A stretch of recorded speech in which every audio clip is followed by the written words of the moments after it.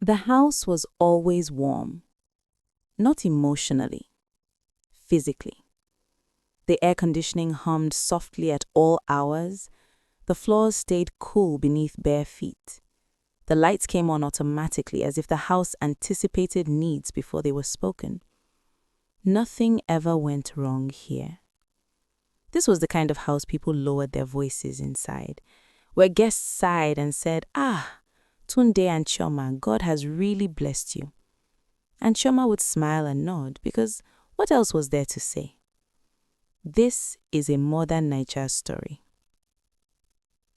Chioma lived here.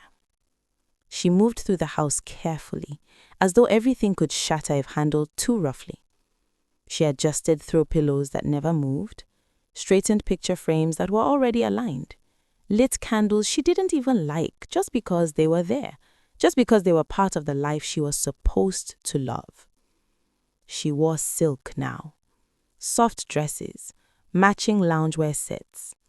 Tunde had suggested it once, early on, with that proud smile of his.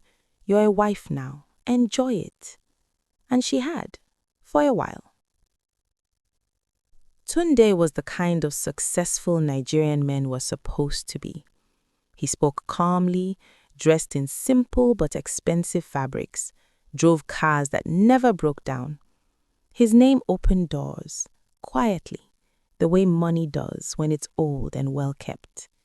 He was proud of what he provided, and Chioma knew it. But here's the thing about provision. It doesn't ask you if you're hungry for more than food. That evening, Chioma set the table for two. Plates aligned just so. Wine poured halfway, the way he liked it. The clock ticked, each second dragging itself forward. She checked her phone. 6:47 p.m. She typed, "Dinner's ready." The bubbles appeared, disappeared, appeared again. Then, "Eat without me," still at the office. She stood there, phone in hand, staring at the two plates, one for him, one for her. She lifted the second plate, hesitated, then carried it back to the kitchen. She sat alone. The food cooled. She took one bite, then pushed the plate away. Chioma's mind drifted, the way it did when she was too tired to stop it. Back to the beginning, when everything felt certain. There was music then, laughter, the flash of cameras, Tunde spinning her around, his grip firm, his smile wide, like he'd just won a prize. "I'll always take care of you," he promised, breathless. "You'll never lack." And he hadn't lied. She never had. But no one tells you that lack isn't just about money. Later, in bed, Chioma lay awake. Tunde wasn't home yet. Her mind wandered to a place she rarely let it go. Paul. University days, long walks under the sun, shared dreams scribbled in notebooks. Paul had been brilliant, kind, unsure of himself in a world that demanded certainty. No steady income, no clear path. Her parents had shaken their heads. What kind of future will he give you? She had chosen Tunde. She had told herself she was choosing stability, security, a life where the lights never went out. And she was. But sometimes, in the quiet, she wondered who she might have been if she had let love grow slowly, instead of trading it for comfort.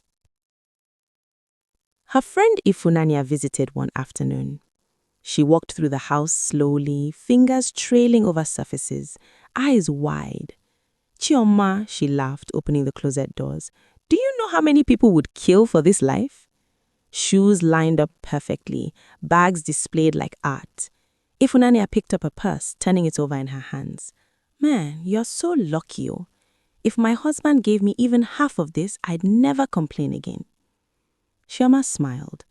She didn't argue. How do you explain that abundance doesn't fill the quiet? Tunde came home late most nights. Not suspicious late, respectable late. Traffic, meetings, quick drink with the guys. He always kissed her forehead, always looked tired, always smelt faintly of cologne and something else, something she could never quite name. Chioma learned to eat earlier, to sleep facing the wall, to stop asking questions she didn't want answers to. One evening, Chioma sat on the balcony. Below, the compound next to them, a young couple laughed over takeaway boxes. The woman teased the man. He laughed easily. Chioma watched longer than she meant to. She hugged herself. At the office, Tunde leaned back in his chair, rubbing his temples. Chioma had been quiet again. What do women want, really? He thought. I pay the bills, bought the house, the cars, filled her wardrobe, made sure she never worried. Still, she looked distant. I give her everything, he told himself. Why does she always look like something is missing? The thought annoyed him more than it should have. One night, Chioma asked softly, "Do you ever miss me?" Tunde laughed surprised. "I'm right here," he said. "You want me to start apologizing for working hard?" She went quiet. The question remained unanswered. Chioma realized something slowly. Loneliness did not always arrive with shouting. Sometimes it came dressed in luxury, wrapped in air conditioning, served on polished dining tables. Sometimes it came at a cost. The house stayed warm, but Chioma began to notice how sound behaved inside it, how footsteps echoed longer than they should have, how silence lingered in corners. Tunde still came home late, still smelled of success, still spoke in short updates. One evening, while scrolling absent-mindedly, Chioma froze. A familiar name, Paul Okori. She hadn't searched for him. The algorithm had done what it always did best, resurrect ghosts. His post was simple. A photo of a small office space, a modest signboard. The caption read, 5 years later, still building. Chioma stared. He looked older, more settled, still smiling the same way. She felt no rush of longing, just recognition. They ran into each other a week later. Unplanned. A coffee shop near Victoria Island. Paul waiting for a meeting, Chioma picking up pastries she didn't need. There was a pause. A name said softly, Chioma. Paul. They sat. Small talk at first, then honesty. Paul spoke about the years, about failure, about finally finding his footing. You chose stability, he said, not bitterly. I understand now. Chioma nodded. She did not explain the ache. He did not ask. When they stood to leave, Paul said something quietly. I used to think love was about being chosen. Now I think it's about being stayed with. Chioma watched him walk away. She did not follow. That night, Tunde came home early. Chioma was wiping off her makeup when he appeared in the doorway. You've been different, he said. She waited. I don't know what you want from me, he continued. I've given you a good life. Chioma looked at him. For who? She asked. The question startled him. I built this for us, he said sharply. She shook her head. You built it around us. They didn't shout. They didn't need to. Tunde talked about pressure, responsibility, how everything depended on him. Chioma talked about absence, eating alone, becoming a guest in her own marriage. He listened, really listened, and for the first time, she saw fear in his eyes, the fear of losing something he had assumed was permanent. I can change, he said. She believed him. That frightened her more than if she hadn't. Change came.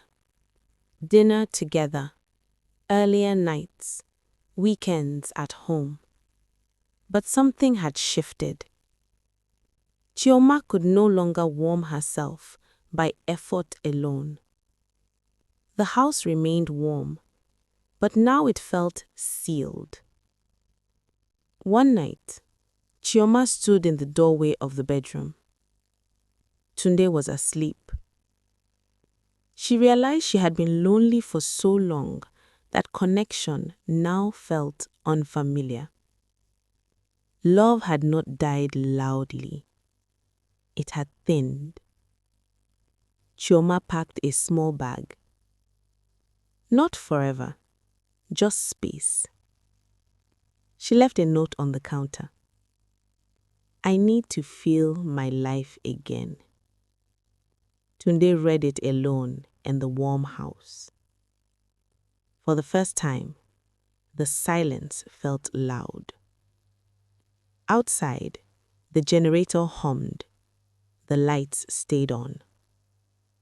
Everything still worked, except the marriage.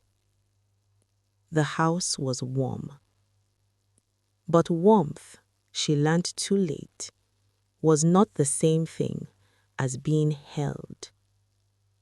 Thank you for watching. This was a modern Naija story.